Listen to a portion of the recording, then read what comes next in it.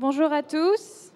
C'est un grand plaisir de vous accueillir ici pour cette édition du Cercle Santé de Décideurs Magazine en partenariat avec Simmons & Simmons.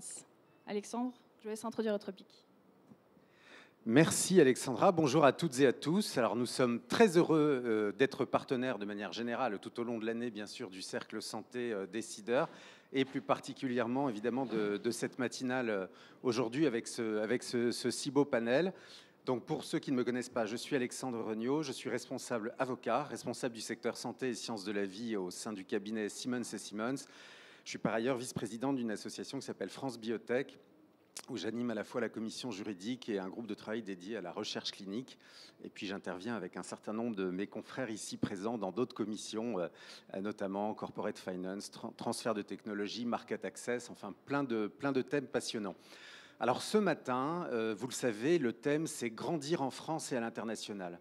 Et je dirais que s'il y a un mot peut-être qui s'applique à ce thème-là cette année, et en ce moment, en novembre 2023, c'est le mot défi, parce qu'on voit que grandir et se financer, c'est peut-être plus difficile, certainement plus exigeant sans doute en tout cas que l'année dernière à la même époque. En tout cas, c'est ma perception, mais nos intervenants vous diront ce qu'ils en pensent. Pour plusieurs raisons. D'abord, il y a ce que j'ai appelé, et puis j'ai vu hier que je ne suis pas le seul à avoir trouvé l'expression, le tsunami réglementaire. Les entreprises en santé, innovantes en santé, que ce soit sur le médicament, le dispositif médical, le digital therapeutics, sont soumises à un nombre absolument phénoménal de législations à la fois européennes et nationales, qu'elles aient déjà été actées ou qu'elles soient en projet, comme la révision de la directive sur ce qu'on appelle la General Pharmaceutical Legislation, tout le cadre du droit pharmaceutique qui va changer en Europe d'ici 2 ou 3 ans. Les projets sont déjà bien engagés et ça pose des défis très importants, notamment sur la protection de la propriété intellectuelle, outre le fait que ce sont des textes qui sont soumis à des arbitrages très compliqués, on va dire avec des intérêts ou des objectifs en tout cas difficiles à concilier, en termes à la fois d'accès au traitement, mais également de compétitivité et d'innovation à l'échelle européenne, mais également, bien sûr, le règlement dispositifs médicaux, le fameux MDR, voilà, MDR ou RDM, qui lui est entré en vigueur, mais enfin la marche à franchir pour les entreprises medtech est encore très grande et pour certains, ce n'est pas encore fait, d'autant que les organismes notifiés qui vous mettent le coup de tampon du marquage CE eux-mêmes se battent en fait pour les mêmes experts pour arriver à avoir leur propre niveau de, on va dire, de compétences techniques.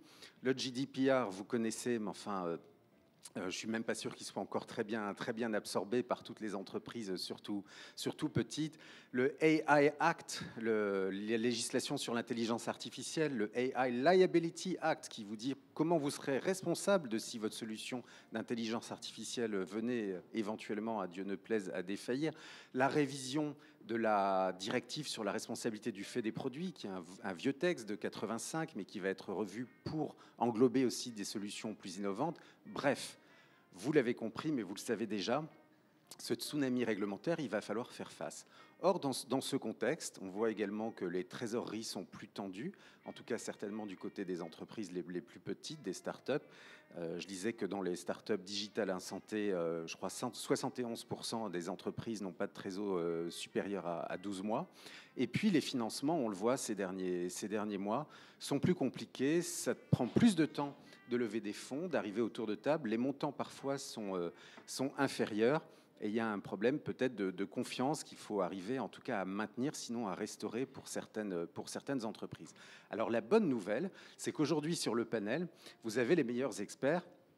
Ils vont se présenter chacun, mais vous avez bien sûr les meilleurs avocats avec Simmons & Simmons. Vous avez également les fonds de référence, vous avez les banques de référence à l'échelle nationale, à l'échelle européenne. Donc nos experts ce matin vont vous dire ce qu'ils pensent d'abord de mon petit diagnostic un peu improvisé. Ils vont dire s'ils sont d'accord avec ce diagnostic et surtout quelles sont les voies, quelles sont les solutions d'accompagnement et comment avancer pour grandir. Donc voilà, on va les écouter avec beaucoup d'intérêt. Merci Alexandra et c'est à vous. Parfait. Merci Alexandre.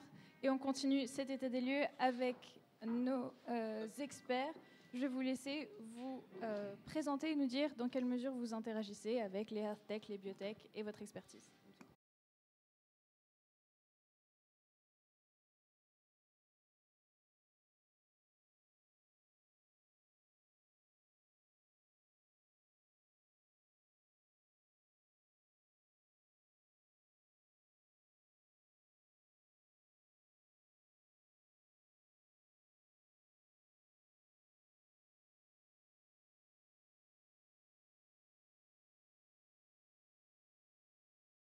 Oui, bonjour, je suis Pierre Moustial. Moi, j'ai un passé d'industriel de la santé. J'ai eu la chance de diriger un groupe pharmaceutique qui s'appelait Fournier et de développer un produit d'1,5 milliard de dollars aux États-Unis. Donc, j'ai vu la beauté du marché américain dans la santé, mais aussi ses risques. J'ai ensuite fait des publicités débiles à la télé. Si je vais bien, si je vais mine et Urgo, le pansement des héros. Donc, j'espère que je vous ai bien énervé.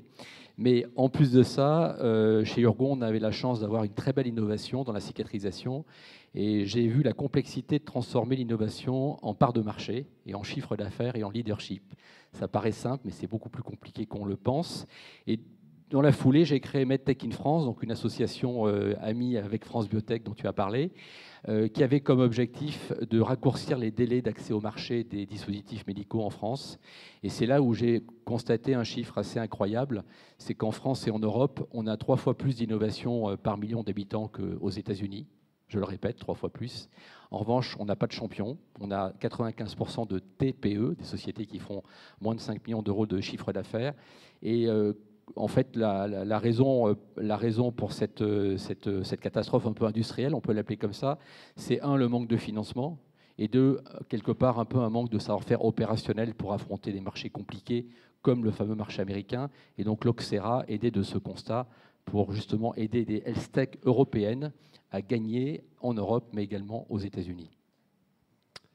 Donc, bonjour, donc moi je suis Marc Julien. Alors après un parcours en conseil et puis en investissement, parce que j'étais au moment de la création du FSI, donc qui était l'ancêtre de la BPI, j'ai ensuite fait partie dans l'entrepreneuriat et j'ai dirigé pendant 6 ans et demi une start-up dans la medtech qui s'appelle Diabeloop, qui a développé une intelligence artificielle pour automatiser le traitement des patients qui ont un diabète, d'abord diabète type 1, et on a levé plus de 120 millions d'euros de financement, à la fois equity et puis dette, et on a aujourd'hui, Diabeloop a aujourd'hui plus de 12 000 patients qui sont équipés du système et qui payent pour le système directement ou indirectement, grâce à un partenariat avec Roche en particulier.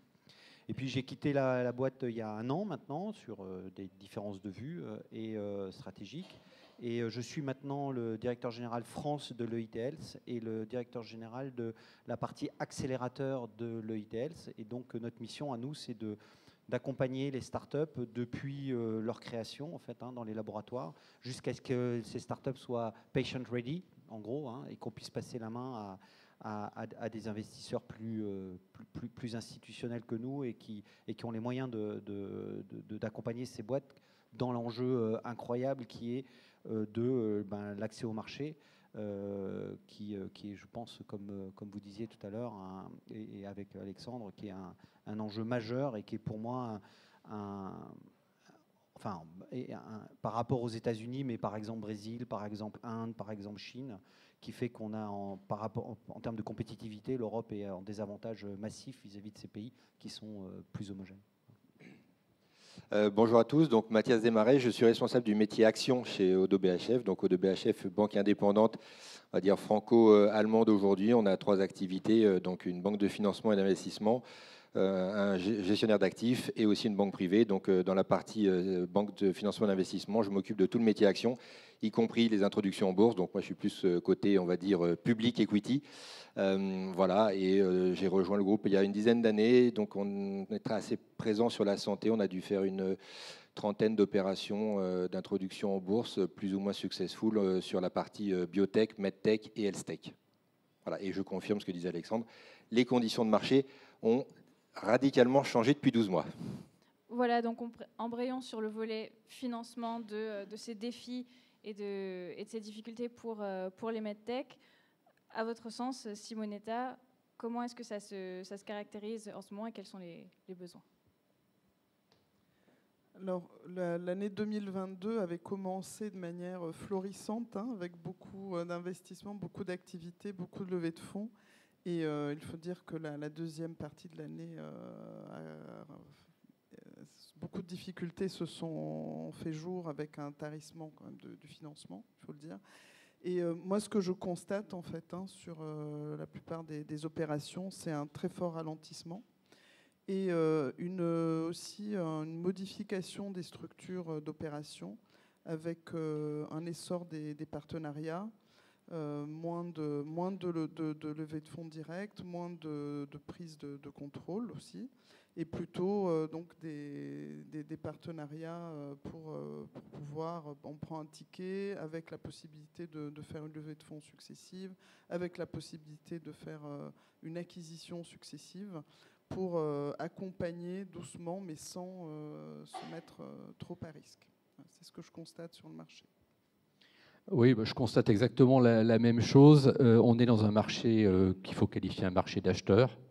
C'est plus un marché de vendeurs, c'est l'acheteur qui fait le prix. Il y a eu vraiment un changement mais colossal, je dirais, qui a pour moi commencé vraiment en 2022. Quand je regarde en fait les valorisations des sociétés, on peut dire que parfois c'est divisé par 3 en termes de multiples, pour donner un ordre d'idée. Donc, et ensuite, je dirais, j'aurais tendance à segmenter le marché en 3 marchés.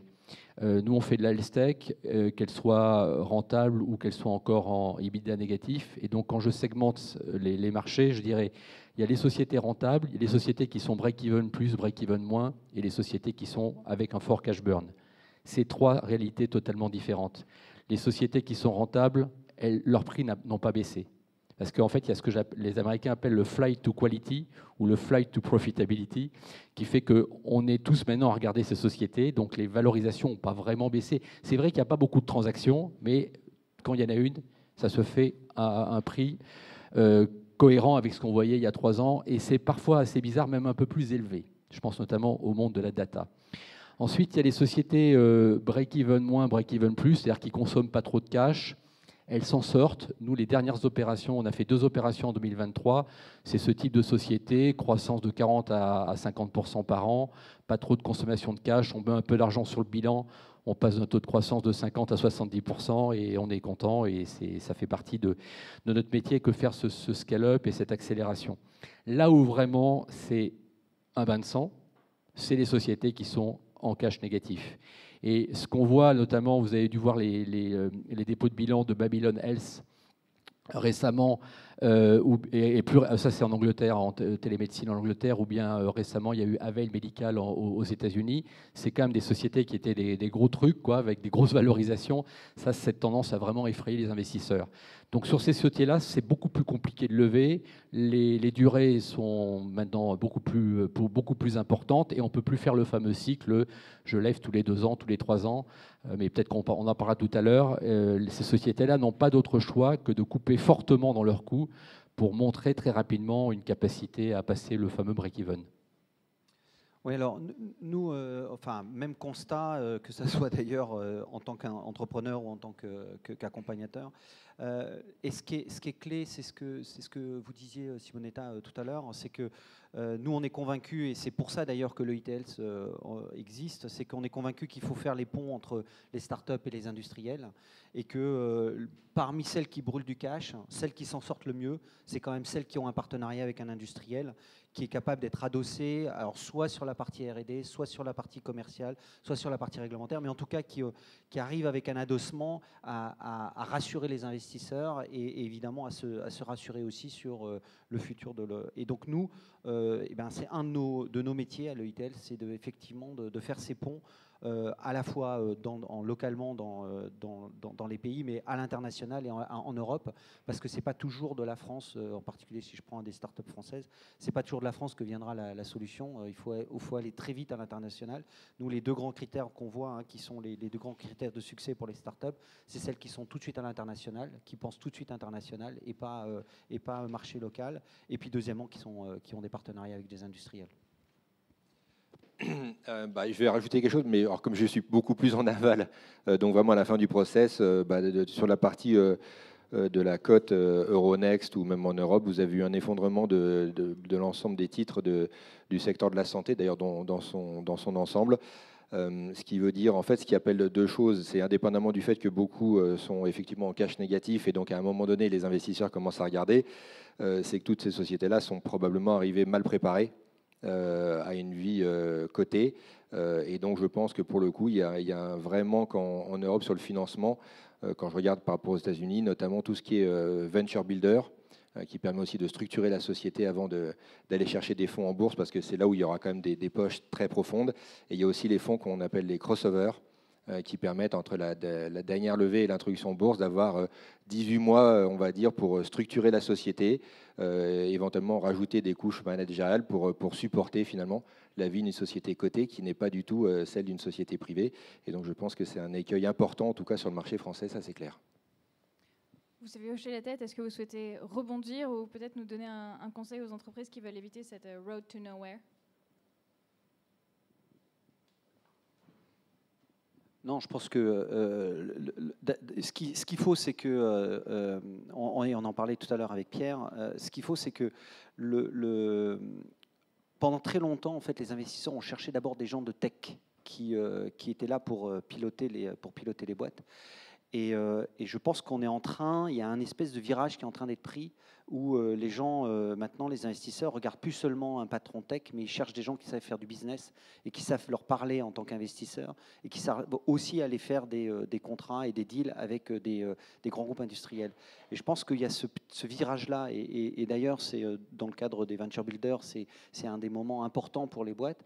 C'est que pendant longtemps, on a pensé qu'un champion et qu'un type brillant sur la partie tech pouvait être le patron sur lequel on pouvait investir.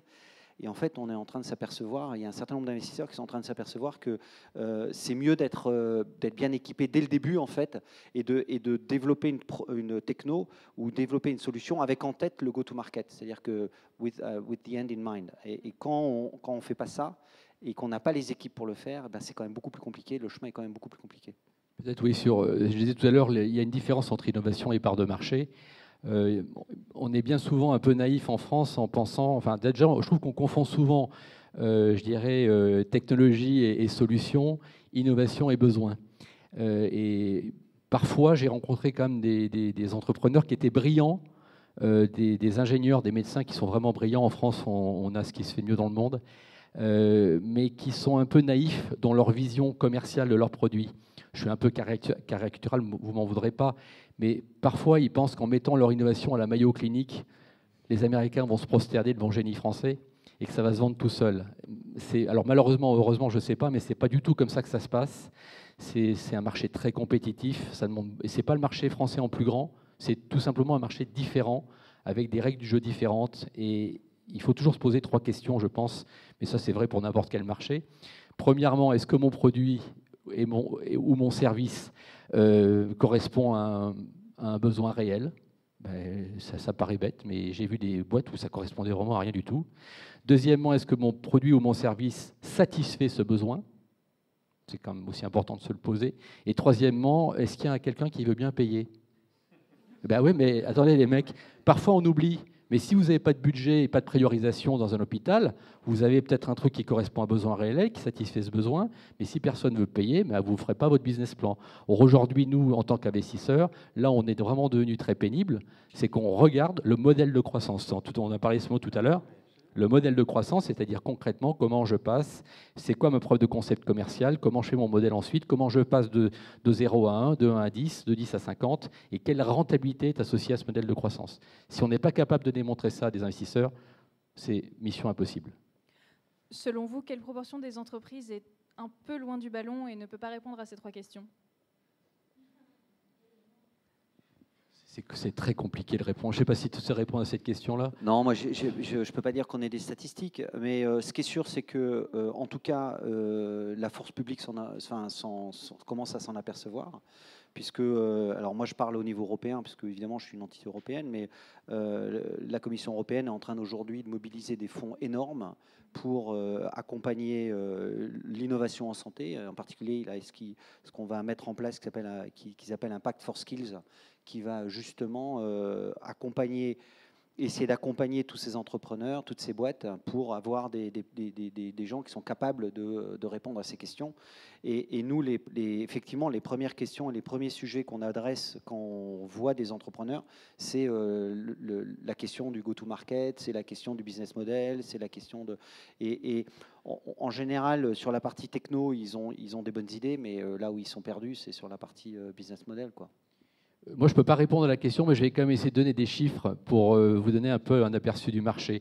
Donc, cette année, chez Loxera, on va recevoir 800 opportunités. Donc, ça ne s'est pas du tout tari. On avait commencé à 500, 600, 700, 800. Pour vous dire qu'il Il y a encore énormément d'innovations. C'est très impressionnant de voir le nombre de sociétés qu'on peut voir chaque année. Et si je dois segmenter ces 800, je dirais, donc on parle de health tech, hein, donc il y a de la medtech, il y a du digital, de la data, du bioprocessing, donc c'est tout sauf la biotech et la pharma qu'on ne regarde pas du tout. Donc dans ces 800, je dirais, il y en a à peu près 10 à 15% qui sont déjà rentables. Qui ont vraiment atteint un bon seuil de rentabilité. Il y en a encore 10-15% qui sont break-even plus, break-even moins, dans ma définition, hein, donc qui ne consomment pas trop de cash, qui ne sont pas encore très rentables, mais qui sont à peu près à l'étal. Il faut que je fasse dans ma tête les additions pour arriver à 100%. Je vais me planter, je suis déjà à 30, merci. J'en remets 20% qui sont ce qu'on appelle le late stage, c'est-à-dire des boîtes qui ont un modèle commercial prouvé. Ça veut dire quoi? Ça veut dire qu'elles ont 5 millions, 6 millions, 10 millions de chiffre d'affaires, mais on voit que depuis 3 ans, ça crante. C'est-à-dire on a fait 2, on a fait 4, on a fait 6. Vous voyez ce que je veux dire? Il y a vraiment un modèle de croissance. Elles sont encore en perte, mais elles peuvent démontrer un modèle de croissance. Et tout le reste, je me suis planté dans mon calcul, 50, merci, heureusement que j'ai des mathématiciens à mes côtés. 50, c'est ce que j'appelle du early growth ou du venture, c'est-à-dire des sociétés qui sont, on va dire, qui ont déjà peut-être 2-3 contrats, vous voyez, qui ont peut-être font 500 000 euros de chiffre d'affaires, mais elles n'ont pas un modèle de croissance. Et c'est celles-là qui sont très fragiles, parce qu'on ne peut pas parier sur elles. Elles ont peut-être décroché un Sanofi, un Novartis, c'est génial, bravo, mais elles ne peuvent pas montrer un modèle de récurrence. Elles sont encore en perte, elles ne peuvent pas montrer un modèle. Et celles-là, elles sont extrêmement fragiles. Et donc c'est là vraiment où on va trouver ces sociétés qui sont un peu paumées aujourd'hui et qui, pour lesquelles c'est vraiment très difficile.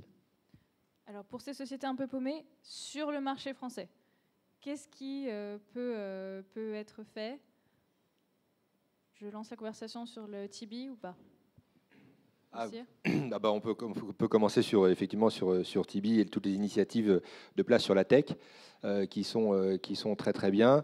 Après, j'ai regardé des statistiques justement sur TB et les 6 milliards qui avaient été déployés, combien a été déployés. Pour le coup, je laisserai mes camarades répondre parce que je crois que sur la partie coté en bourse, on a récolté royalement 300 millions sur ce volant-là. Et j'en peux discuter avec Euronext. Effectivement, beaucoup de ces initiatives sont arrivées et donc ont favorisé finalement l'investissement dans le non-coté. Alors moi, je vais dire deux choses. Déjà, en tant qu'ancien président de MedTech in France, et je regarde France Biotech, je pousse mon coup de gueule habituel parce que je pense que là, c'est comme la publicité, il faut répéter pour que les gens comprennent. Je ne parle pas à vous parce que vous en êtes convaincus. En France, je dis toujours l'expression, on appuie sur l'accélérateur et le frein en même temps. On a le crédit impôt recherche que le monde entier nous envie. On a les ingénieurs que le monde entier nous envie, on a les médecins que le monde entier nous envie, mais on a une catastrophe qui s'appelle l'accès au marché. Et tous les forfaits innovation et toutes ces blagues n'ont pas répondu au problème. Et c'est une double peine pour l'entrepreneur. Première peine, c'est ce que j'appelle l'effet vitrine. J'ai développé un jour un produit qui était très innovant. J'ai mis 4 ans à obtenir un remboursement et un jour j'étais au Brésil. Et je présentais mon produit à des leaders d'opinion et je disais, voilà, regardez comme il est beau, je suis dans le Lancet, c'est exceptionnel, le génie français a encore frappé. Et le gars me dit, et vous êtes dans quel hôpital en France? Et là, je suis vraiment passé pour un schtroumpf. Parce que mon produit n'était pas en France, n'est pas disponible en France. Donc vous imaginez, on n'est pas capable, quand on est dans un marché mondial, de dire mon produit, il est utilisé dans le service du professeur Intel, etc. C'est l'effet vitrine. Je n'avais pas l'effet vitrine. Et la deuxième peine, c'est, je rappelle toujours que pour être un champion du monde, il faut être champion sur son propre marché national. Pourquoi les Américains et les Chinois sont forts? Parce qu'ils font d'abord leur chiffre d'affaires et leurs muscles sur le marché national, et ensuite, ils ont la capacité de se projeter. Donc on a ce double problème en France, et tant qu'on n'aura pas réglé ce problème-là, ça sera quand même un peu plus compliqué, en tout cas pour les entreprises qui ont besoin d'un modèle de remboursement. Donc ça, c'est la première chose. Ensuite, pour parler de TB, alors moi, j'ai un peu plus de chance que toi, parce que dans la partie fonds non-coté, on est quand même plutôt, on va dire quand même, il faut appeler un chat, on est quand même gâté. Le premier plan TB, c'était 3 ou 4 milliards. Le deuxième plan, je crois qu'on doit être à 6 milliards.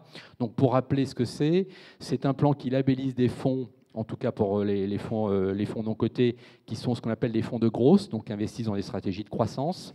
Il y avait 21 investisseurs institutionnels dans le premier fonds, Dans le premier programme, il y en a désormais une trentaine, donc les AXA, les EDF, Orano, Maïf et tous les grands zinzins, comme on les appelle. Et ça a bénéficié, je crois, une trentaine ou une quarantaine de fonds pour Tibi 1. Et là, actuellement, il doit y avoir 70 fonds qui postulent pour Tibi 2. Pour nous, c'est quand même un outil extrêmement important. Alors, c'est toujours pareil, en économie, il y a ce qu'on appelle l'effet d'éviction. Ceux qui en bénéficient, comme moi, sont très heureux. Ça flèche en fait une épargne des zinzins qui vont plutôt sur des fonds LBO habituellement et qui, là, ont une poche réservée et ils sont vraiment plus qu'incités. Ils doivent investir dans des fonds Tibi, qui sont encore une fois des fonds de grosse. Ils n'ont pas l'obligation d'être chez l'Oxera, mais ils ont l'obligation de déployer, s'ils ont, disons, 500 millions ou 600 millions dans leur proche Tibi, de déployer ces 600 dans des fonds de grosse. Donc, ça a été quand même un moyen assez incroyable d'éduquer le marché et de réorienter une épargne sur les sociétés qu'on va appeler plutôt de late stage. Juste, c'est de l'épargne longue aussi qui correspond beaucoup plus au cycle de vie d'une entreprise. Puisque c'est de l'épargne pour 5-6 ans. Le seul bémol de Tibi, c'est qu'en fait, vous avez le droit aussi d'investir à l'international, donc des fonds qui devraient être 100% dédiés on va dire, au marché français, au marché domestique. Il y a quand même pas mal d'échappatoires. Alors, moi, je vais être un peu dissonant. Mais allons-y, on est là pour ça. donc moi, je suis au bord de France Biotech. Non, moi, je pense que c'est pas assez gros. C'est-à-dire que c'est bien 6 milliards, mais si on regarde à ce que font les Américains, c'est un fonds d'investissement qui fait 6 milliards. Donc, je veux dire, si on veut vraiment faire du late stage, si on veut vraiment faire du scale-up en Europe et qu'on a vraiment l'intention de le faire, il va falloir qu'on mette beaucoup plus de moyens en action, en action dans le sens mouvement, pas action, en action pour pouvoir effectivement avoir des écosystèmes et des champions. C'est pas avec... pardon, hein, mais c'est pas avec des fonds d'1 milliard sous gestion qu'on va réussir à avoir des champions du monde en Europe dans la S-Tech. Le deuxième sujet, moi, que je crois, et c'est pour revenir au point de tout à l'heure, c'est que on a un désavantage compétitif majeur en Europe, c'est que quand un Américain développe une techno, il a tout de suite un marché de 360 ou 400 millions de personnes sur lequel il peut amortir son investissement. Quand on est en Europe, on a un marché de 60 millions de personnes si on est français, 80 millions si on est allemand, et même pas 10 si on est dans certains pays, et que la fragmentation européenne, c'est une catastrophe économique, et qui fait qu'aujourd'hui, les investisseurs américains, ils viennent récupérer des boîtes qui n'arrivent pas à se développer économiquement pour les raisons que tu disais, et donc la solution, c'est qu'il va falloir passer au-dessus. Et donc, on est en train, nous, de regarder avec la Commission européenne et avec un certain nombre d'organisations, de mettre en place des programmes où on réduit les coûts d'accès pour ces boîtes. Soit, alors par exemple, il y a un programme qu'on est en train de mettre en place pour toutes les boîtes dans le digital, pour qu'elles aient qu'un seul dossier entre l'Allemagne, la France et la Belgique. Et donc, on est en train de pousser, avec l'AIS d'ailleurs, avec Lise, on est en train de pousser un certain nombre de boîtes pour qu'elles puissent, avec un seul dossier de remboursement, adresser ces marchés-là. Et puis moi, je suis convaincu qu'il faut un Small Business Act à l'européenne. C'est-à-dire qu'il faut un mécanisme qui favorise les boîtes, les startups, alors dans la santé, puisque c'est ça dont on parle, mais qui favorise les boîtes européennes à l'accès au marché et pour, effectivement, quand après on veut se projeter à l'international, on puisse dire, regardez, on sait le faire et on a un vrai business model, quoi. Je choisis la French Tech, mais pour l'Europe. Alors, on change de sujet, alors. Donc on s'inscrit dans un domaine un petit peu plus large, hein, qui est celui des pépites nationales, en fait. Et donc, comme vous le savez sans doute, depuis 2014, la santé est un des secteurs sensibles. Donc quand un investisseur étranger achète une société française, acquiert le contrôle, en fait, ou alors s'il prend une participation dans une société cotée de plus de 10% jusqu'à la fin de l'année. Normalement, c'est 25%, mais ce dispositif est maintenu jusqu'à la fin de l'année pour plus de 10%. Le ministre de l'économie exerce un contrôle sur cette opération et, dans certains cas, doit l'autoriser. Alors donc, du coup, dans tout le contexte que vous évoquez, cela peut paraître contre-productif parce que, du coup, cela peut empêcher, en fait. La première pensée que nous avons, même quand il y a eu des réformes récemment de ce dispositif de contrôle des investissements étrangers, notre première réaction, même en tant que conseil, a été « Oula, les règles se sont durcies en 2019-2020. Est-ce que l'objectif politique, en réalité, est de protéger donc, les pépites nationales, mais en même temps de décourager les investisseurs étrangers? Parce que ça, c'est aussi un élément très important. Il faut que la France reste quand même ouverte à accueillir des capitaux étrangers.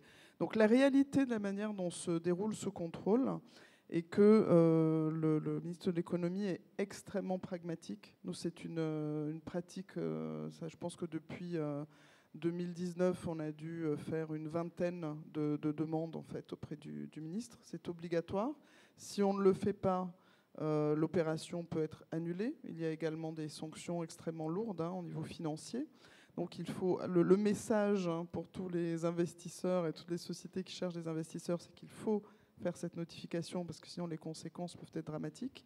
Mais en même temps, la réaction et l'analyse et la manière dont se comporte le ministère, enfin de notre côté, toutes les expériences que nous avons eues, et qu'il est très très intéressé à bien comprendre les activités, très intéressé à comprendre la dynamique d'investissement, c'est-à-dire s'il y a des contraintes spécifiques telles qu'une nécessité de réaliser l'opération dans un délai bref parce qu'il y a un besoin de financement pour la société, parce qu'il y a besoin de lancer un produit quelque part, voilà, qu'il y a une véritable contrainte. Ils vont extrêmement vite. Moi, j'ai déjà eu des autorisations en 3 jours, en 1 semaine, alors que le délai normal, c'est tout à fait. Alors que le délai normal est de 2 mois. Donc, enfin, selon les procédures, je vous résume, je vous épargne toute la partie technique, mais en gros, les délais peuvent aller de 2 à 6 mois. Donc voilà, l'approche est très pragmatique. Ce qui est intéressant, c'est que peu importe la taille, en fait, on a traité des sujets pour des très très grosses réalités, des jumbo deals, où le sujet est passé, enfin le contrôle des investissements étrangers s'est fait de manière extrêmement rapide. En revanche, il se peut qu'une toute petite société, une toute petite start-up soit porteuse d'une technologie d'avenir. Et là, le ministère est très, très intéressé. On a dû passer même par des procédures d'autorisation. Donc ça, c'était quelque chose qu'on a trouvé assez intéressant. Et tout ce qui est autour de l'intelligence artificielle, de la donnée, est absolument clé, en fait. Non, aucun. Aucun. Je n'ai jamais eu de problématique. Et même si on regarde les statistiques, il y a vraiment très très peu de dossiers qui ne sont pas autorisés. Alors, si ça n'est pas autorisé... Alors, il y a eu des cas, mais c'est principalement... alors, quand on parle des domaines sensibles, la santé est rentrée dans les domaines sensibles en 2014. Les biotech ont été visées plus spécifiquement en 2020, mais en réalité... Enfin, nous, on avait déjà fait des dossiers biotech, parce que pour nous, ça fait partie de la santé. C'est surtout dans la défense, en fait, où il y a pu y avoir... Alors, qu'est-ce qui se passe ? C'est que l'opération ne se fait pas, en fait. Et l'opération ne se fait pas. Donc, il faut trouver un autre investisseur français.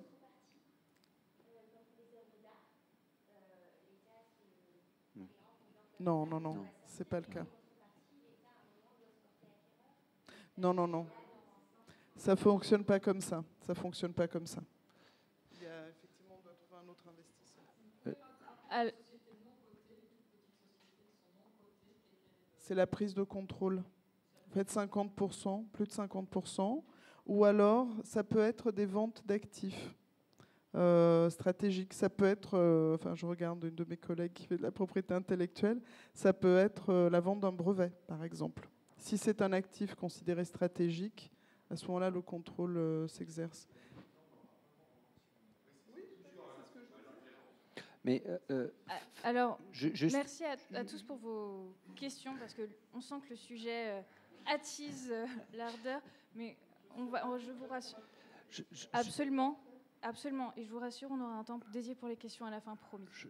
Juste pour apporter la vue de l'entrepreneur, là, en vrai, les sujets sont même en anticipation, parce que souvent, lorsqu'on a des technos qui sont sortis de laboratoires de recherche typiquement du CEA par exemple ou d'autres, de toute manière, dans les contrats de licence ou dans les contrats d'accès à ces technos, il y a dedans déjà le fait que quel que soit le montant et la taille de la boîte, il y a déjà la clause qui dit que si jamais vous voulez vendre à un État terroriste ou à un État qui serait contre la stratégie française, il faudra de toute manière demander l'autorisation. Donc c'est des sujets où en fait, on arrive, en tout cas nous en tant que start-up, on arrivait assez bien à circonscrire et à avoir des clauses qui étaient suffisamment rassurantes pour des investisseurs étrangers et des investisseurs professionnels.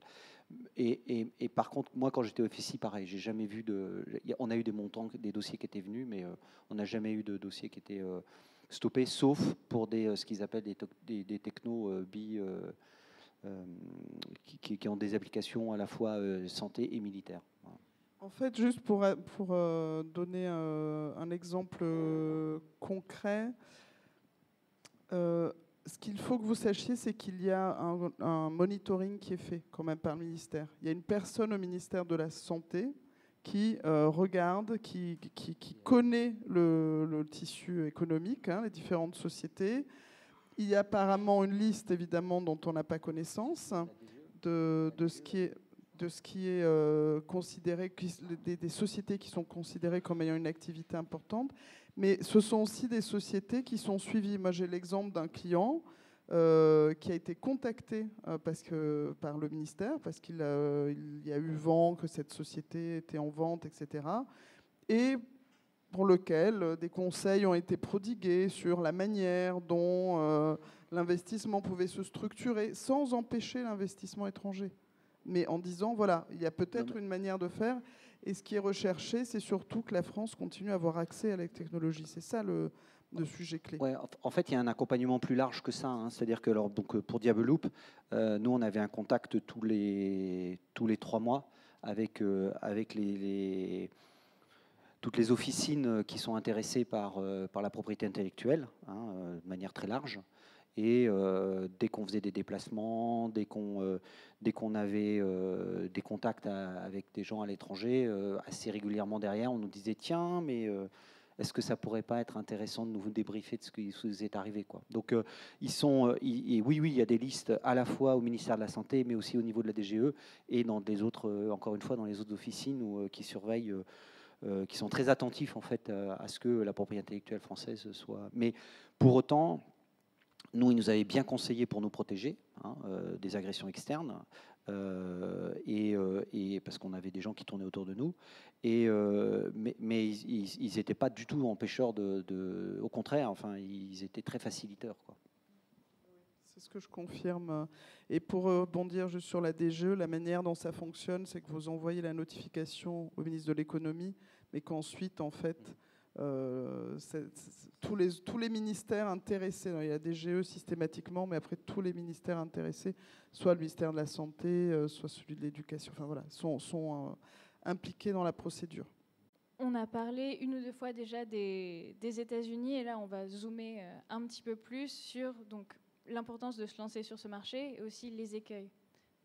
Allez-y, Pierre. Alors l'importance, tu l'as rappelé tout à l'heure, le marché américain a 3 bénéfices. C'est le marché par essence pour moi du scale-up. C'est la meilleure définition du scale-up pour 3 raisons. D'abord, c'est un marché unifié. On n'a pas des procédures de remboursement d'accès au marché comme en Europe. Et en Europe, malgré tout, dans le médicament, il y a quand même une procédure unifiée. Dans le dispositif médical, on est toujours avec les différents pays. Donc c'est du temps, des coûts, la complexité. Et c'est un coût caché absolument phénoménal. Aux États-Unis, il n'y a qu'un marché unifié. En plus, les administrations américaines sont toujours extrêmement pragmatiques et font de plus en plus de parcours fast-track, qui sont des vrais fast-track et pas des fast-track à la française, qui sont un peu pour amuser la vitrine. Je suis plus libre qu'avant dans ce que je peux dire maintenant que je ne suis plus dans une association. Deuxièmement, c'est un marché de volume, comme tu l'as rappelé. Et troisièmement, c'est un marché de prix. Il faut appeler un chat un chat. C'est les États-Unis qui financent l'innovation mondiale dans la santé. C'est la réalité. Je prends le dernier investissement que j'ai fait, c'est une société anglaise qui vend un dispositif qui est à 1800 pounds sur le marché anglais. Il est à $20 000 sur le marché américain. Ce n'est pas 2 fois plus, c'est 8 fois plus. Et ce n'est pas rare de voir des ratios de 3, 5, voire 10 fois Quand j'étais chez Fournier, mon médicament phare était à 6,50 €, le prix d'un shampoing, comme je disais à l'époque, et il était à 75 $ sur le marché américain. C'était la même molécule, c'était le même packaging.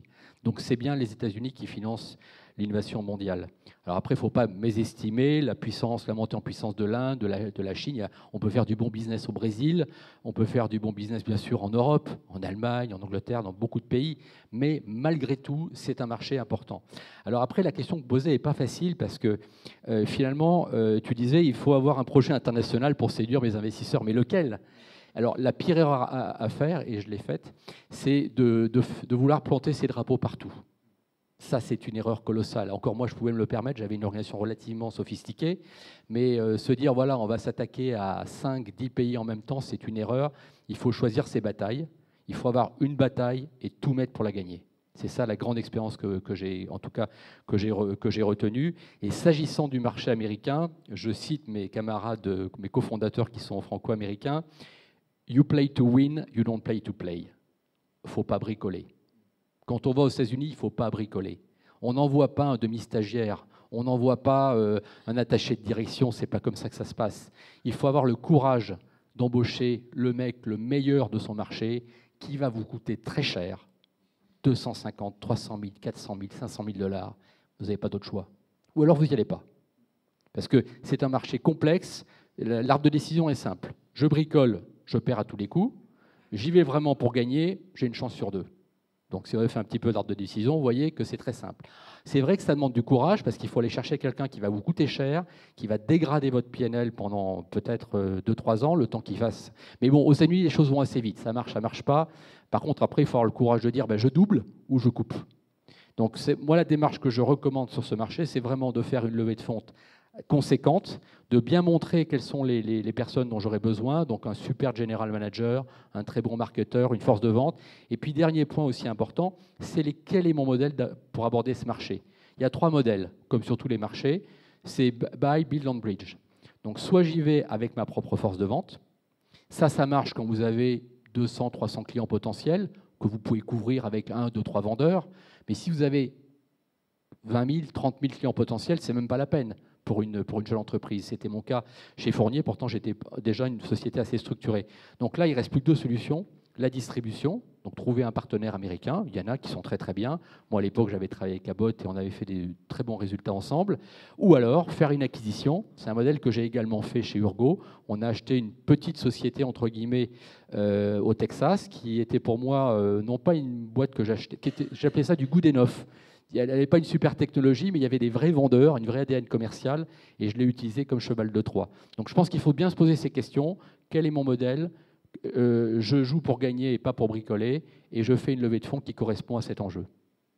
Et en plus des bonnes personnes, ça se passe sur une temporalité un peu différente maintenant pour les entreprises. Mathias, vous souhaitez commenter ? Oui, parce que beaucoup de sociétés, quand vous voulez aller en bourse, ou même quand vous êtes coté pour avoir accès aux investisseurs, vous êtes obligé d'aller aux États-Unis. Vous avez des conférences qui sont très réputées, mais là, je reviens à ce que disait Pierre, c'est vrai qu'il faut y aller de manière structurée, il faut prendre son temps, parce qu'il y a quand même le temps de convaincre des actionnaires ou des investisseurs américains. C'est important, ça prend beaucoup de temps, parce qu'ils ont déjà un marché domestique sur lequel ils ont beaucoup de choses à faire, donc ils ne sont pas obligés d'aller investir sur des sociétés innovantes en Europe. Et donc, c'est peut-être l'écueil principal, c'est que beaucoup de management en fait, perdent le focus sur leur stratégie et sur la gestion au jour le jour de la société. C'est vrai qu'il faut y aller big time parce qu'en face, les concurrents aussi, on joue sur un terrain qui n'est pas du tout le même. Ouais, je pense que l'autre chose, c'est qu'il faut avoir des investisseurs qui comprennent ce qu'on va vouloir faire. Et je pense qu'en Europe, on n'est pas hyper aidé. Tout le monde ne s'appelle pas Loxera. Et je ne dis pas ça pour faire plaisir à Pierre. Je veux dire, c'est hallucinant quand on va voir des Américains, des investisseurs américains. En 3 questions, ils ont tout compris. Et on a enfin une vraie conversation. En France, on peut passer des journées de discussion et d'explication de ce qu'on est en train de faire. Ils n'ont toujours pas compris, au bout du compte, ce qu'on veut faire. Et donc, je pense que si on veut avoir une stratégie américaine, c'est aussi important d'avoir un bon investisseur qui comprenne bien qu'est-ce que ça veut dire qu'avoir une stratégie américaine. Et l'idéal, à mon avis, c'est même d'avoir un investisseur américain qui nous accompagne pour pouvoir aider sur la partie ouverture des portes et ouverture au accès au marché. Parce que, comme tu disais, comme vous disiez tous les deux, c'est un autre monde, quoi. Et il ne faut surtout pas croire, que quand on est successful en France, on va réussir en Allemagne. Mais alors, c'est encore moins vrai quand on se dit je vais appliquer le business model que j'ai pris en France et je vais aller l'appliquer aux États-Unis et ça ira bien. Je veux dire, on se plante à tous les coups. Et donc, je pense qu'en plus d'avoir ce que tu disais, c'est entre le make or buy ou partenaire, comment est-ce qu'on fait. Je pense qu'il faut être très clair, mais il faut aussi avoir de manière très très claire des investisseurs qui sont capables de vous accompagner. Et l'idéal, c'est d'avoir un investisseur américain. Et une autre chose, pour revenir à des choses plus terre à terre, qui est tout l'aspect réglementaire sur la partie santé. Et également, c'est un autre monde, c'est extrêmement complexe, avec des sanctions qui sont extrêmement lourdes. Donc là, moi j'ai quelques exemples en ce moment dans des dossiers où justement, ce qui est préconisé, c'est vraiment de prendre quelqu'un là-bas, un consultant, pareil, peut-être qui coûte cher, mais qui permet de mettre en place les choses correctement, parce que c'est absolument essentiel. Sinon, vous ne pouvez pas vendre votre produit là-bas. Et pardon, le dernier point, il me semble, qu'il faut aussi mentionner, c'est que le monde de l'IP en Europe n'est pas du tout le même que le monde de l'IP aux États-Unis. La protection de la propriété intellectuelle aux États-Unis, c'est un business. Et il faut être, quand on y va, il faut être vraiment sûr de ses FTO, donc de Freedom to Operate, parce que aux États-Unis, il y a des vrais trolls qui viennent vraiment vous enquiquiner. Il y a tout un business de la part des grands industriels aussi américains de protéger et de faire de la protection d'IP tactique. Et donc, il faut, quand on veut aller aux États-Unis, il y a aussi cet aspect de protection de l'IP qui est clé. Et moi, j'ai des collègues qui sont allés un peu à la fleur au fusil et qui se sont retrouvés dans une situation un peu compliquée, quoi. Est-ce que vous voulez juste nous livrer dans les grandes lignes ce qui s'est passé pour eux?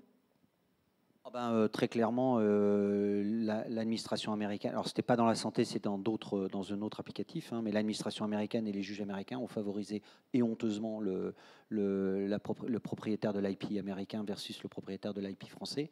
Et il a fallu que l'État, la France, se mette derrière en protection en disant écoutez, si c'est comme ça, on va en fait défendre le propriétaire français d'IP contre le juge américain, et puis on va commencer à discuter, et donc là ils ont gagné.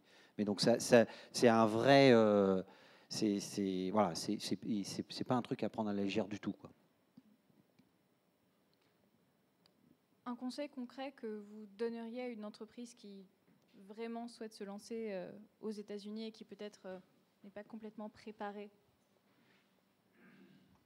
Sur le plan juridique, c'est ça, c'est d'acquérir une bonne compréhension des standards qui sont attendus aux États-Unis et de s'y préparer. Par exemple, si on veut faire une IPO au Nasdaq, c'est un exemple vraiment simple, la gouvernance doit être complètement refondue, ou en tout cas, il faut l'anticiper dans la gouvernance. Et il faut passer à l'étape au-dessus. Donc, un exemple que j'ai eu récemment, nous avons revu intégralement la manière dont la société française était structurée pour la mettre au niveau des standards américains. Donc, c'est notamment avoir des administrateurs indépendants. Je pense que c'est un peu la même chose en France. C'est avoir des comités d'audit, des comités de rémunération, d'être structuré d'une certaine manière. Tout ce qui est action de préférence aussi, généralement, on les convertit au moment. Mais bon, c'est un peu la même chose en France. Voilà. Mais en tout état de cause, prendre la mesure de ce qui est attendu et le préparer en amont. Donc, je rejoins vos messages. C'est d'anticiper suffisamment les choses. Sur la partie réglementaire, c'est exactement la même chose. Sur l'IP, c'est ce que vous indiquiez. Oui, alors pour rajouter quelques idées, je pense que là, bon, ça a été dit, mais s'assurer que le produit a bien été développé conformément au marché américain. Ça m'est arrivé de développer un très bon produit en Europe qui était exceptionnel, que j'ai voulu amener aux États-Unis, et puis il y avait plein de choses qui disaient qu'il n'était pas compatible avec les demandes de la FDA, avec des problèmes cliniques, etc. Donc déjà, ça c'est la base, parce que quelquefois on développe d'abord son produit pour son propre marché, ensuite on veut l'exporter. Donc ça, il faut déjà, si on veut déjà aller aux États-Unis, il faut le faire dès le départ, ou bien en tout cas s'assurer qu'il a été bien fait pour ce marché. La deuxième chose, je pense, c'est que c'est une notion de temps et d'argent quand on va sur un marché, mais ça, c'est pas vrai uniquement pour le marché américain, c'est pareil pour le marché chinois, le marché indien, le marché brésilien. J'ai une règle en tête, c'est que tout prend 2 fois plus de temps que ce qu'on pense, même en ayant cette règle dans la tête. C'est en gros, c'est que vous pensez que votre maison en Bretagne, quand on fait des travaux, ça va durer 1 an, ben vous savez bien que ça va durer 2 ans, puis en fait, à la fin, ça dure 3 ans. Bon, ben, c'est à peu près ça. Donc, ça veut dire le temps, il faudrait vraiment raisonner sur ce temps long, et puis avoir la capacité pour le financer. Et quand on part, il faut vraiment être certain qu'on aura, encore une fois, les moyens, parce qu'il faut, on a parlé de la propriété intellectuelle, mais il faut avoir des Américains aux États-Unis. Il faut avoir une équipe. Ce n'est pas des Français, encore une fois, qui font de l'export, comme quand j'étais petit, on faisait de l'export, on a envoyé quelqu'un pour aller vendre un contrat en Belgique, voilà, c'est ça, un VSNE. C'est vraiment des Américains qui vont vous coûter cher. Il y a plusieurs postes, il y a plusieurs coûts. Il y a effectivement la partie lawyer qui coûte extrêmement cher aux États-Unis. Donc il va falloir pouvoir tenir dans le temps. Et donc, si vous y allez, c'est vraiment avec cette vision du temps et la capacité de financer, et de ne pas devoir couper en plein milieu, parce que finalement, ça a pris un peu plus de temps que prévu. Et puis après, c'est toujours pareil, quand ça ne se passe pas bien, il faut avoir le courage de tout arrêter, parce que ça peut vous bouffer une boîte. Ça peut vraiment flinguer une société. Donc à un moment donné, quand on sent c'est un sunk cost, on s'est planté, on fait autre chose, on va sur un autre marché. Il ne faut pas s'entêter non plus. Il faut se donner du temps, mais il ne faut pas non plus s'entêter. Avoir le courage de décommissionner. Oui, comme disent les Allemands, il vaut mieux une fin horrible à une horreur sans fin. C'est très encourageant.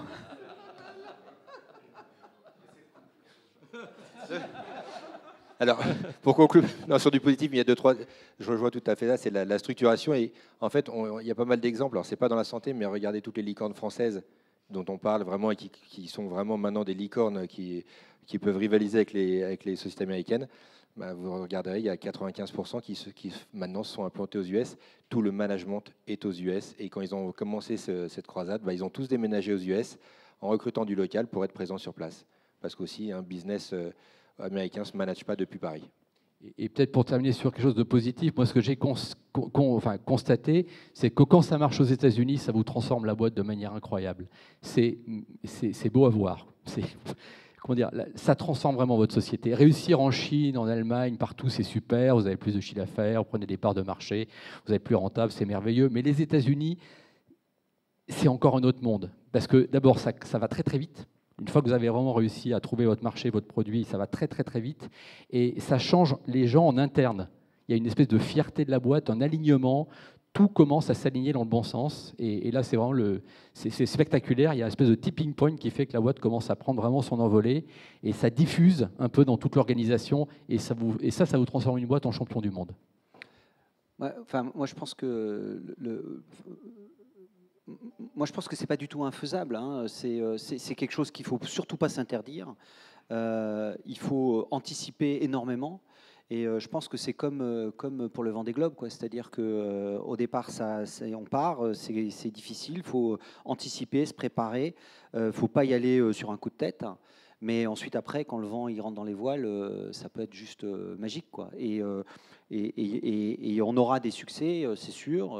Il y a encore des gens qui viennent d'entrer en bourse là récemment. Je pense qu'il n'y a pas de raison qu'on n'y arrive pas. On a tout pour pouvoir le faire.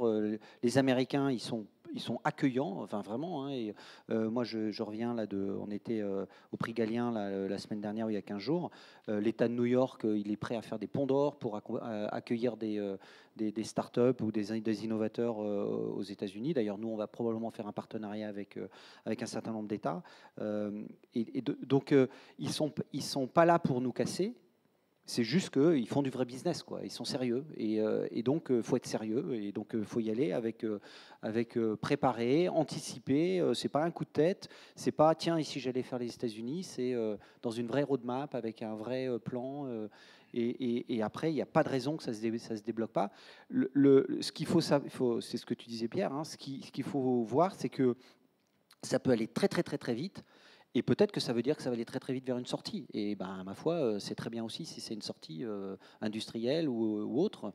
Mais les États-Unis, c'est un vrai accélérateur. Ouais. Peut-être pour donner un exemple, dans notre portefeuille, on a 10 sociétés actuellement en investissement. Il y en a 2 qui vont rester en Europe parce qu'elles ne sont pas taillées, le produit, le marché est trop compétitif, on ne va pas aller aux États-Unis. Mais dans les 8 restantes, elles sont réussies aux États-Unis. La dernière, elle faisait 5 millions de chiffre d'affaires en Europe. On l'a lancée aux États-Unis. La première année, elle fait 27. Et la deuxième année, elle fera 50. Donc, voyez, c'est bien possible, parce qu'il y a plusieurs exemples, et là, ça a été vraiment très, très, très vite. Il y en a d'autres, c'est un peu plus lent, parce qu'il y a des cycles de vente, il y a la méthode essai-erreur, on s'est pas mal planté, donc il a fallu recommencer, mais on persiste parce qu'on pense que c'est la bonne idée. Mais parfois, effectivement, ça décolle très, très vite, et c'est spectaculaire, et ça vous change radicalement le profil de la société. Est-ce qu'il y a quoi que ce soit d'autre à avancer avant qu'on ouvre pour les questions ? En vous entendant, on se demande en termes d'allocation d'actifs s'il ne faut pas aller directement aux États-Unis plutôt que d'aller dans un bourbier et français, Allemagne, UK à chaque fois. Est-ce que vous n'avez pas ce genre de réflexion des patrons de vos CEO qui vous disent alors est-ce qu'on ne va pas direct aux US ? Si. Alors j'ai un cas de figure très précis en tête où c'est les US, rien que les US, et on ne regarde même pas le reste. Pourquoi ? Parce que là, on sait que dans cette catégorie de produits, le marché américain représente 80% du marché mondial en valeur, donc il n'y a pas de sujet. Pourquoi s'embêter à lancer en Europe ? Ça va être très compliqué, très long, alors que là, on a un marché à 80%. Donc c'est vraiment la première réflexion, c'est quel est mon marché, quelle est ma taille, où est-ce que j'ai les meilleurs prix de remboursement. Si en Europe, on ne veut pas payer l'innovation dans une catégorie de produits, il ne faut pas s'embêter. Il faut être très pragmatique. Hein. Notre boulot, c'est de sauver nos boîtes. Hein. Ce n'est pas forcément d'être dans un pays pour être dans un pays. Donc il faut se poser cette question. Et parfois, c'est le contraire. Je m'aperçois que la société est super, a une très belle technologie, très bonne équipe de management, mais qu'aux États-Unis, il y en a 10 comme lui. Vous voyez ? Donc ça ne sert à rien. Parce que je vais me retrouver avec 10 qui sont mieux financés, qui sont américains, qui sont là depuis plus longtemps. Donc je n'ai aucune chance de prendre des parts de marché. Donc il faut être très pragmatique, analyser, encore une fois, c'est où sont les batailles les plus rentables à mener et se coller et être très concentré sur ces batailles.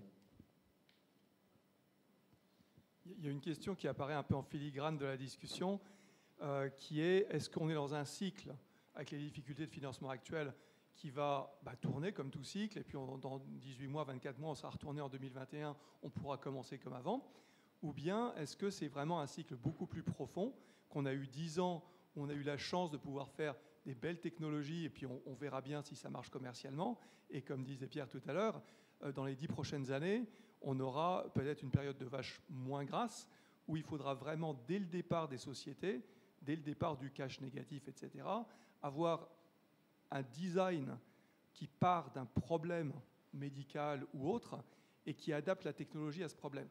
Et si c'est ça, il va falloir changer pas mal le business model, la façon de construire les entreprises, mais ça peut être pour un bien, c'est-à-dire qu'il y aura beaucoup plus d'entreprises qui auront un succès parce qu'ils sauront dès le départ le problème qu'ils veulent résoudre. Je veux bien répondre, parce que alors moi j'ai l'avantage d'avoir des jeux gris, donc j'ai connu pas mal de périodes économiques différentes. Je ne crois pas qu'on viendra comme en 21, parce qu'une période de taux zéro dans l'histoire de l'économie, j'en ai pas connu. Voilà, ça veut dire que le prix, le temps et le risque n'ont pas de prix, et ça veut dire qu'on a des taux d'intérêt négatifs, que le futur est plus certain que le présent. Donc je suis assez peu confiant que ça revienne comme avant. Pour autant, je pense qu'effectivement, il y a une période de dépression là qui est très très forte, et c'est comme toujours en économie, il n'y a jamais de moyenne. C'est une exagération à la hausse et une exagération à la baisse. Là, on est dans l'exagération à la baisse, donc on va revenir à une espèce de moyenne, je ne sais pas ce que ça veut dire, mais je pense que la différence, c'est qu'il y aura toujours de l'innovation, il y aura toujours des technos, il y aura toujours des entrepreneurs, il y aura toujours des gens pour les financer, mais on ne maintiendra pas en survie artificielle les sociétés aussi longtemps qu'on l'a fait. Alors, moi, je pense qu'on n'est qu'au début en fait, de l'innovation en santé. Je pense que le digital, le numérique, l'intelligence artificielle, même les nouvelles molécules et tout ça, c'est que le début. Mais comme dans tout nouveau marché qui se développe, il y a une période d'euphorie. Alors, moi, j'ai moins de cheveux blancs que toi, mais j'ai vécu l'époque de l'explosion de la bulle Internet. Si à l'époque, au moment où ça s'est explosé, en 2001, 2002, 2003, vous posiez la question aux gens, mais est-ce qu'on va pouvoir encore faire des choses avec Internet? Les gens vous regardaient en disant, mais non, mais c'est mort, il ne se passera plus rien du tout. Vous imaginez pas, mon pauvre ami. Et puis aujourd'hui, quand on regarde quelles sont les plus grosses market cap, voilà, ça fait pas de pli. Donc, moi, j'ai pas d'inquiétude. Par contre, ce qui est sûr, c'est que ça va se professionnaliser, ça va se rationaliser, ça va. Oui, il faudra comme on disait tout à l'heure, que le produit, il ait une raison, il ait un marché, il ait des gens qui acceptent de payer. Et pour ça, eh ben, il faut accompagner les start-upers depuis le venture, au moment où les gens se disent tiens, j'ai un super produit, il va falloir que je crée mon équipe pour créer ma start-up.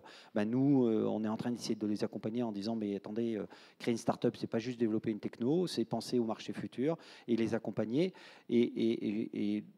Enfin, je pense que le côté économique qui était complètement délirant, mais c'était pas que la santé, mais aussi un peu le côté santé où le digital va tout révolutionner, mais c'est pas grave si on n'a pas de business model, un jour quelqu'un payera. Aujourd'hui, on est en train de s'apercevoir que si on n'a pas de business model au départ, il n'y en aura pas à la fin, donc il va falloir y réfléchir sérieusement. Pour autant, je pense qu'il y aura des histoires incroyables, des succès fantastiques. Et oui, demain, il y aura des champions qui seront là et qui seront partis depuis, qui ont démarré dans cette époque très compliquée.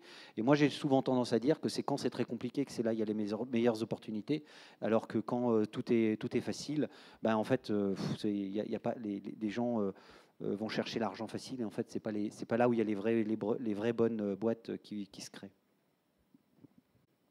Moi, du coup, j'en ai une depuis tout... Ah, pardon. Je me demandais, pour rebondir sur les investissements directs à l'étranger, les fameux FDI, est-ce que Simonetta, tu nous donnerais un petit éclairage en sens inverse sur des législations nationales dans les pays européens, les pays voisins, quand on est côté investisseur et qu'on s'intéresse à ces sociétés-là, y a-t-il des contraintes un petit peu similaires à celles que tu as décrites en France ? Oui, bien sûr. C'est vrai que tout à l'heure, j'ai axé sur la France, puisqu'on était en train de parler du territoire national. En fait, donc, en France, c'est une réglementation qui existe depuis l'après-guerre pour la défense, l'énergie, etc. Et c'est une réglementation qui existe à peu près partout sur vraiment les domaines régaliens. Donc, 2014, santé. Dans les autres pays, en particulier dans les pays européens, sous l'impulsion de la Commission européenne, en 2019-2020, c'était indépendant complètement du Covid, en fait. C'est une initiative qui avait commencé auparavant, sur l'impulsion d'ailleurs de la France et de l'Allemagne, de faire en sorte que les autres pays aussi se dotent de ce type de réglementation pour protéger les pépites européennes, donc nationales, mais aussi d'avoir un concept européen. Donc en 2019-2020, plusieurs pays ont commencé à se doter d'une réglementation. Et évidemment, avec le Covid, ce qui s'est passé, c'est que la santé est devenue un des secteurs sensibles. Donc c'est le cas pour l'Allemagne, pour l'Italie. Les Pays-Bas viennent de se doter du dispositif. L'Angleterre, qui autrefois avait un contrôle a posteriori, a mis en œuvre cette année, enfin l'année dernière plus exactement, un dispositif également de contrôle des investissements étrangers. Et ils sont tous à peu près similaires, je dirais.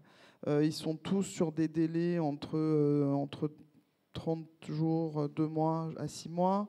Ils sont tous organisés à peu près de la même manière, où il faut donner les informations sur l'activité, la société, les concurrents, rentrer quand même pas mal dans le détail, et avec tous aussi cette approche assez pragmatique. C'est plus une volonté de conserver l'accès aux sociétés, à la technologie nationale, aux pépites nationales, conserver l'accès soit par l'Europe, soit par les pays souverains. Ce qui est aussi intéressant, c'est que quand en France on rentre, alors il y a un processus, il y a deux types de processus qui sont à peu près les mêmes ailleurs. soit on demande à l'autorité concernée est-ce que mon actif est sensible ou pas, parce qu'évidemment, les règles sont rédigées de manière extrêmement large pour laisser un maximum de pouvoir discrétionnaire à l'État de décider si c'est sensible ou pas. Donc ça, c'est le premier procédé. Le deuxième procédé, c'est vraiment la procédure d'autorisation. Donc là, c'est beaucoup plus long, beaucoup plus fouillé. Et dans ces cas-là, sur la procédure d'autorisation, pardon, j'ai perdu le fil.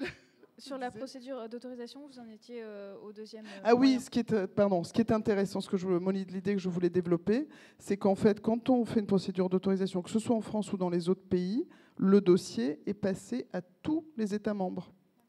Donc ça, il y a une véritable coordination, il y a un monitoring qui est fait, il y a un échange des informations et il y a une coordination ensuite. Ensuite, quand une société fait ce filing, cela n'impacte pas le temps, en fait, le délai du filing national. Parce que nous, c'était un vrai sujet. Quand on a dû faire la première demande d'autorisation, c'est un dispositif qui est relativement récent, parce que ça date de 2020. Quand on l'a fait pour la première fois, nous étions assez inquiets que, du coup, la procédure dure extrêmement longtemps, le temps que ça fasse le tour dans la commission de tous les pays. En fait, ça ne marche pas comme ça. Donc la France conserve ses délais, respecte ses délais, et c'est le cas partout. Ce qui peut se passer, c'est qu'au moment où les autres pays ont connaissance de cet investissement, ils peuvent dire, moi aussi, chez moi aussi, il va falloir effectuer une notification. Ce qu'il faut savoir aussi, c'est qu'à l'étranger, les seuils sont plus bas. La plupart des pays ont des seuils entre 10 et 20% d'investissement. Alors qu'en France, on parle de soit l'acquisition de l'actif, soit l'acquisition du contrôle. Dans ce type d'opération, d'autorisation, de coordination, pardon, est-ce qu'il y a des pays plus réactifs que d'autres ou qui sont... J'avoue qu'il y a une certaine opacité sur le sujet. Franchement, il y a une certaine opacité. Mais globalement, je trouve que ils sont assez réactifs. Voilà. Enfin, moi, vraiment, mon message, c'est que l'approche est extrêmement pragmatique et ce n'est pas une approche qui empêche l'investissement. Et ça, c'est la chose qui est très importante. Après, c'est sûr que, en fonction du pouvoir politique en place, les règles sont tellement larges, sont rédigées de manière tellement discrétionnaire qu'effectivement, il peut y avoir ces règles peuvent aussi servir à un contrôle beaucoup plus accru, plus contraignant et plus protectionniste. C'est sûr. Messieurs, vous souhaitez rebondir ?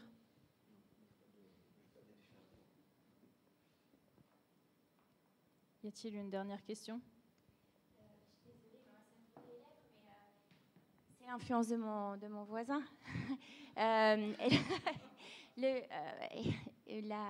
La guerre froide Chine-US, on parle du développement aux US. Dans vos métiers, vous, comment vous voyez l'impact de ça ? Qu'est-ce que vous diriez à un CEO ? Vous auriez une préconisation là-dessus ? Voilà. J'ai un exemple actuellement avec une société française qui vend aux États-Unis et qui regarde activement le marché chinois. Et effectivement, le marché chinois est en train de changer très fortement. Les sociétés étrangères se font sortir, notamment les sociétés américaines, c'est très clair. Et donc, si on veut être un peu pragmatique, la question c'est est-ce que nous, on a une carte à jouer ? Je pense que oui, mais avec beaucoup de prudence. Donc nous, en tout cas, dans ce cas très concret, où on voit les sociétés américaines progressivement perdre des parts de marché, se faire évincer, on pense qu'il y a des choses à faire, mais encore une fois, il faut bétonner ces contrats, être bon dans la propriété intellectuelle, avoir des Chinois en Chine. On revient comme sur le marché américain finalement. Il faut être très très musclé pour réussir et réussir durablement, parce qu'à tout moment, il y a un pouvoir politique qui fait en sorte que ça peut se renverser. C'est vrai que c'est pas facile. Quand on est une grande société diversifiée, on peut se dire qu'on a une option et que voilà, elle peut basculer dans le bon sens ou dans le mauvais sens et que ça va pas dramatiquement changer l'entreprise. Si c'est un marché unique, j'aurais tendance à pas y aller pas concentrer tous mes efforts, parce que là, un mauvais vent peut vous détruire ce que vous avez construit pendant quelques années, je pense. Ouais, l'autre enjeu, c'est que la Chine, c'est pas uniquement un marché destination, c'est aussi un marché de sourcing. Et pareil, c'est un enjeu auquel il ne faut pas sous-estimer. en particulier si par ensuite, derrière, on a envie d'aller sur le marché américain. Donc il faut bien se préparer et réfléchir et anticiper. Pour notre exemple, nous, Diabeloop, c'était très clair qu'on avait décidé de ne pas y aller pour des raisons de protection de l'IP et des raisons de problématiques de souveraineté. Enfin, c'était un no-go absolu, alors que le marché américain, les autres marchés, on les regardait. On ne regardait pas le marché chinois à cause de ça. Pierre, tu es implanté aux États-Unis, tu l'as dit, tu fais déjà un chiffre d'affaires significatif, tu regardes la Chine. Quel est pour toi le risque que les Américains n'aiment pas du tout que tu ailles en Chine, surtout si tu incorpores de la techno américaine quand tu es développé aux États-Unis? Ça revient à ce que... Oui, je suis tout à fait d'accord, surtout si tu as de la technologie américaine. Ça, c'est le cas de figure où j'irai pas. Clair. Là, je parle d'une société qui est européenne, française, techno totalement française, souveraine, on maîtrise ce qu'on fait parfaitement. Donc je ne vois pas d'effet boomerang, mais s'il y a bien une certitude, c'est dès que tu as un intérêt américain, tu ne vas pas en Chine et tu ne vas pas effectivement prendre le risque d'augmenter. En fait, c'est toujours pareil, c'est une probabilité de cata, quoi. Donc là, tu l'augmentes vraiment de manière très significative. Donc là, je pense qu'il ne faut pas jouer. Merci à nos experts, mais à tous pour ces échanges d'une telle qualité. Toute l'équipe Innovation aura plaisir de vous recroiser au sein de nos guides, de nos classements en ligne et sur notre média en ligne Santé Future. Bravo à nos experts.